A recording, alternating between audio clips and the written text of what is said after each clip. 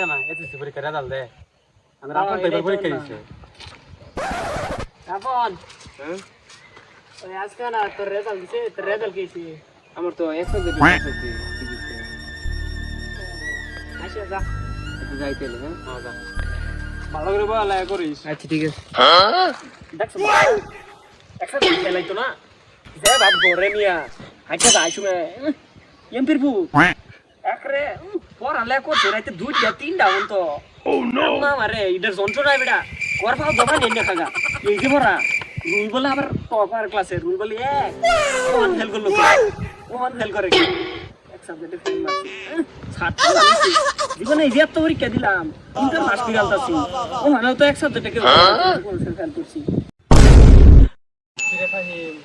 কালকে না তোর এসএসসি পরীক্ষা রেজাল্ট দে কি পাস টাস করবি নাকি ও নো এটা জীবনে ফেল করে রেকর্ড আছে জীবনে ফেল করে রেকর্ড আছে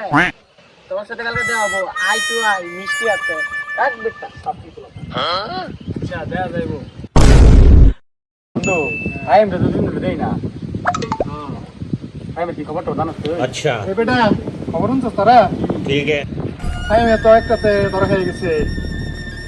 কি করছিস এটা হ্যাঁ আমি মাত্র হইনি আইলাম দেখা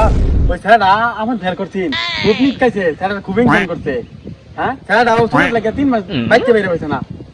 হ্যাঁ হ্যাঁ কি বাপ মিষ্টি আছে আই টু আই তো আই দা বলে কোন না দিয়ে কোন গেছে কই গেল আর আমরা সাতপিড়ে কে গেছে হ্যাঁ